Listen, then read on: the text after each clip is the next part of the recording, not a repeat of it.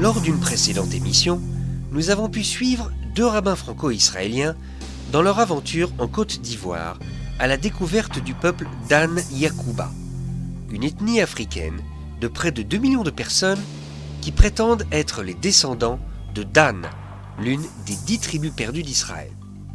Aujourd'hui, nous allons en apprendre plus sur ce peuple vivant caché dans les montagnes de Côte d'Ivoire, son histoire, ses pratiques, ses liens avec Israël et le peuple hébreu.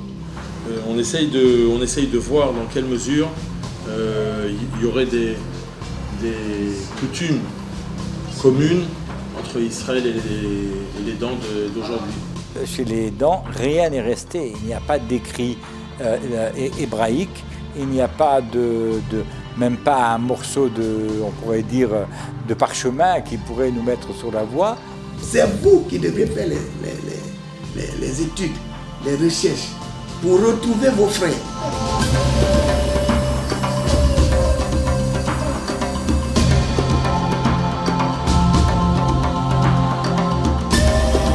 Ils considèrent l'Éternel Dieu comme le Dieu unique qu'ils adorent et qu'ils vénèrent, à qui ils apportent l'offrande chaque 7e jour, qui est le jour de sacrifice qu'on appelle Sabbat.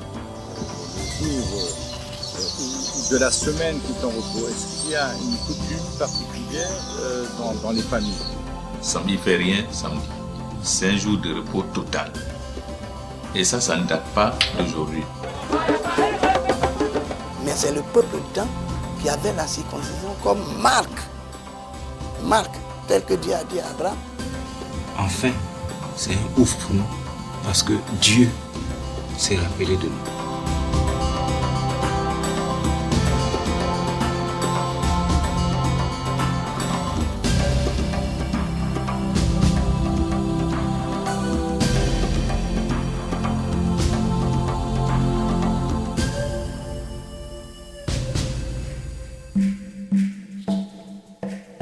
Pour leur enquête, les rabbins Chaim Rosenfeld et Avraham Selem seront surtout aidés par le docteur Robert Dion, un révérend qui depuis 20 ans enquête sur la tribu Dan.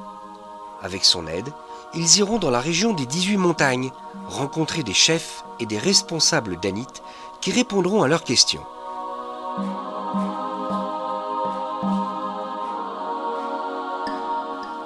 Ils se rendront également au musée des civilisations à Abidjan pour rencontrer un anthropologue ivoirien.